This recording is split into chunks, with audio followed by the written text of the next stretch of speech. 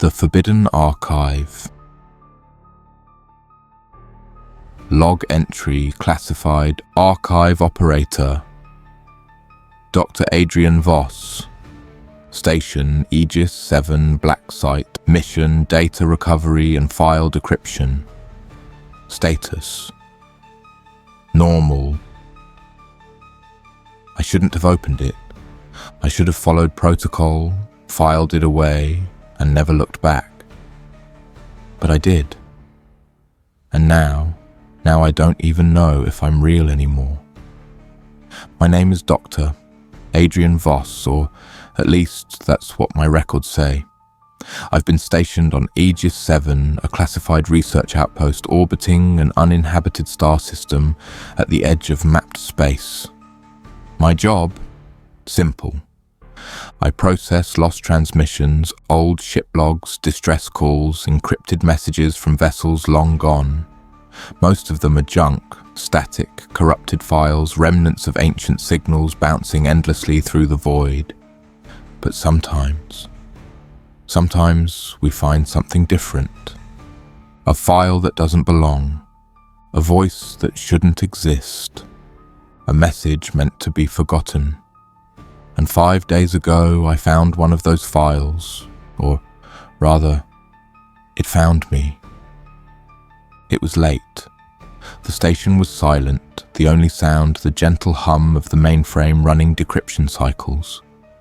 I was going through routine batch 572, another stack of low-priority transmissions flagged for review. Everything was normal, until the system glitched. A momentary flicker, barely noticeable. Then, a new file appeared. File unregistered, origin unknown. Transmission date, data corrupted. It wasn't part of batch 572. It wasn't part of any batch. I frowned, checking the access logs. No entry, no upload record, nothing. Like it had always been there. I hesitated. There are rules for this kind of thing. Rules I should have followed. Unknown transmissions are to be flagged and sent for manual review. I should have ignored it. Instead, I clicked play. And that's when everything started to fall apart. At first, there was only silence. A deep, endless silence that stretched on for what felt like forever. Then, a voice. A voice that shouldn't exist. Faint at first, like a whisper buried under layers of static. But as I listened, it grew clearer. And the moment I recognized it, my blood turned to ice. It was me, speaking, reading out a log entry I had never recorded. I yanked my hands away from the console, heart hammering. The playback continued. Dr. Adrian Voss, Aegis 7 Station, final report. Final report? I hadn't filed any final report. The voice on the recording paused. Then, with a strange, calm certainty, it said, "If you are hearing this, it's already too late." I shut the file down, logged out of the system, tried to tell myself it was a prank, a corrupted audio log, a coincidence. But when I turned around, my office was different. Not by much. Small things. The chair wasn't where I left it.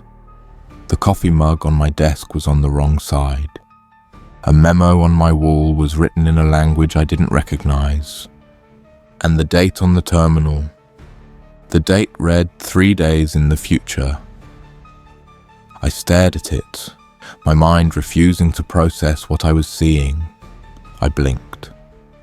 And then, it was normal again. Back to today's date, like nothing had changed. Like my brain had glitched. I forced myself to breathe. Maybe I was just tired, overworked, but something wasn't right. I checked the station log entries, looked at my last recorded work session, and that's when I saw it. There was a missing day, no records, no keystrokes, an entire 24 hours gone. And the worst part, I didn't remember anything. The playback file, the one with my voice, it was gone too, like it had never existed. And that's when I realized I was already trapped. Log entry, Aegis, 7, black site. Status, system error detected, personnel memory integrity, compromised. I didn't sleep that night. Not that I was sure if it was night. Aegis 7 had no sunrises, no sunsets, just an endless cycle of artificial lighting controlled by the station's mainframe. But something felt off. I sat at my desk, staring at the terminal, willing myself to believe I had imagined it. The missing file. The voice that sounded exactly like mine. The gap in my memory. Maybe it was stress, maybe it was fatigue, maybe I was losing my mind. But the longer I sat there, the more I realized something was watching me. Not in the way you feel when someone is standing behind you, not like a camera in the corner of the room. This was deeper, like the station itself had eyes. It's like the walls were holding their breath. I didn't move, didn't blink. And then, the overhead lights flickered.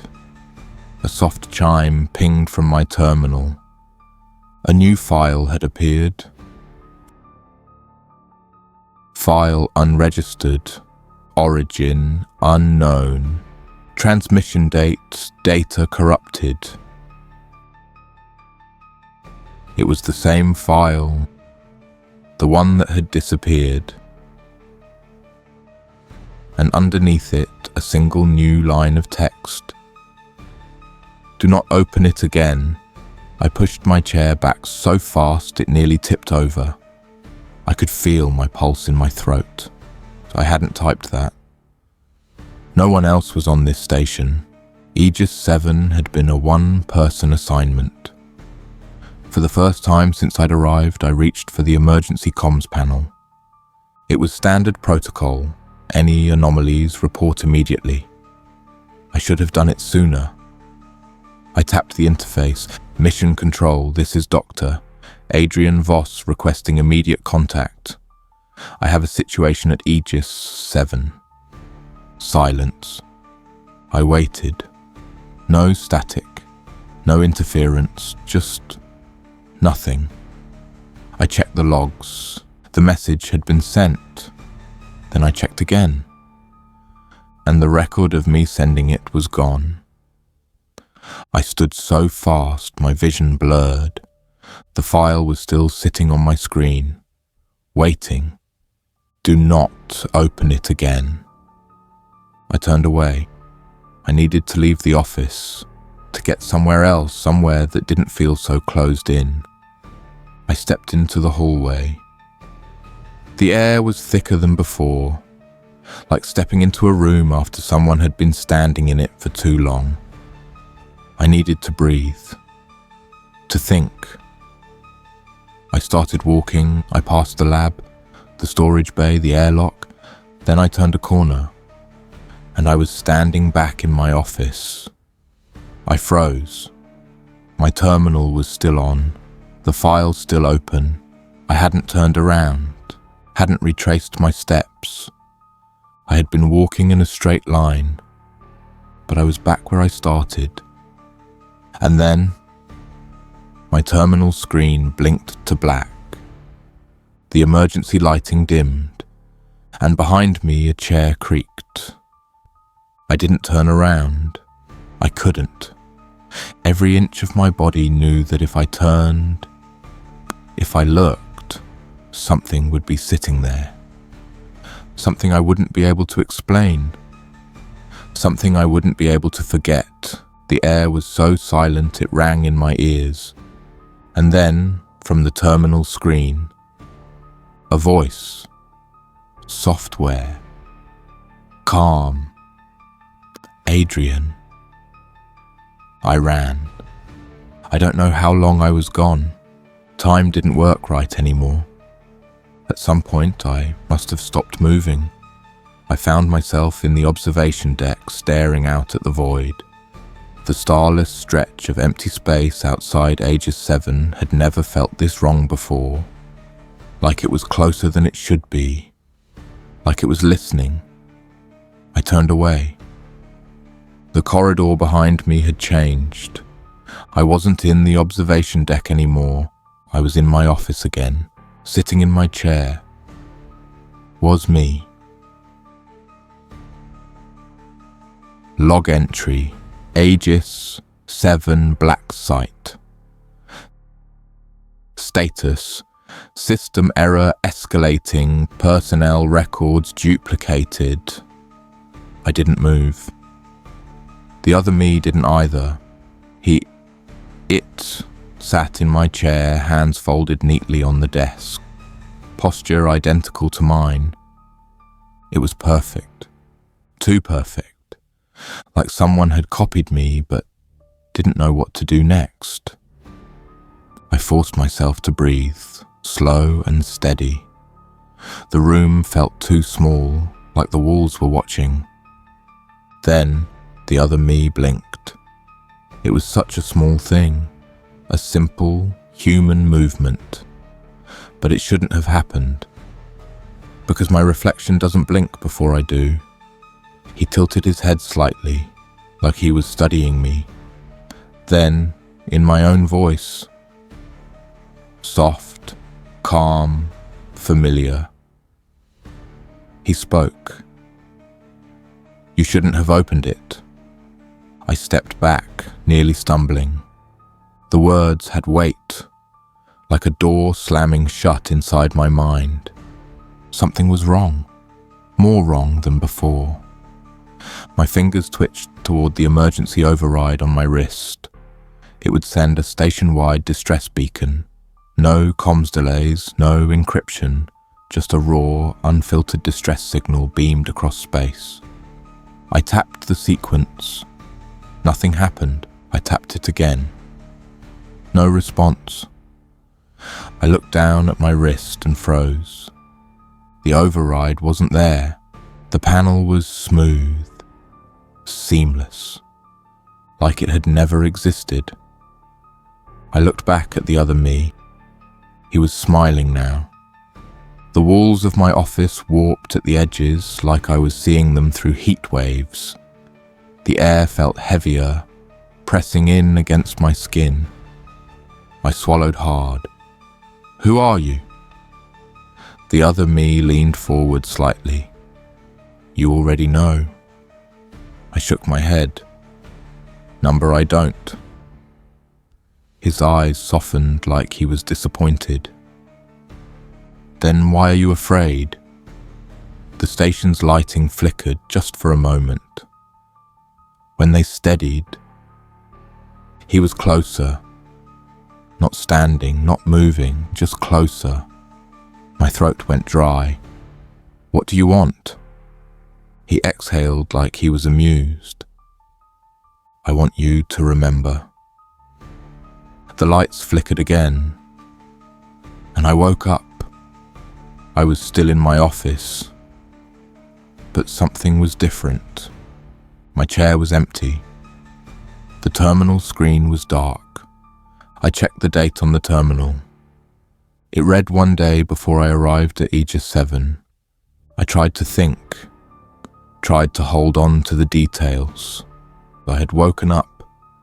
I had walked out of my office. No, I had seen myself in my chair. I had spoken to someone, hadn't I? I tried to focus. The memory wasn't there anymore, like someone had wiped it clean. A notification appeared on my screen. New transmission received. I hesitated. Then I clicked play, and I heard my own voice. Log entry, Aegis. 7 black site. Status, temporal loop detected, personnel status, pending resolution. The recording played. At first it was static, low garbled noise like a corrupted file barely holding together. Then my own voice. Dr. Adrian Voss, Aegis 7 Station, final report. I flinched. It was the same message, the one I had heard before, the one that had disappeared. I clenched my jaw, forcing myself to listen. If you are hearing this, it's already too late. Silence. Then, for the first time, the recording continued. My voice, strained, tired. I don't know how long I've been here. Time isn't working right anymore. A pause. I keep waking up in the same moment. I keep hearing my own voice before I speak. And the audio glitched. Then, a whisper layered over my own voice. You have to remember. The file cut out. The screen flickered, casting strange shadows across the office. My breathing was too loud. I checked the station's logs again, desperate for something, anything, that made sense. There were hundreds of entries, hundreds of logs, all from me, all with the same timestamp. I scrolled, pages of data, each log identical.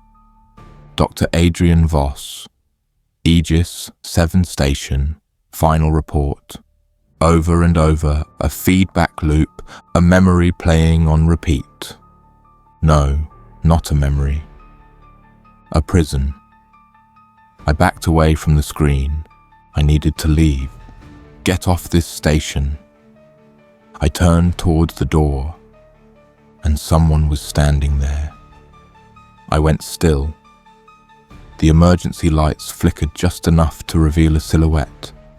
My own, a second Adrian Voss, not moving, not breathing, just watching me. Then it spoke.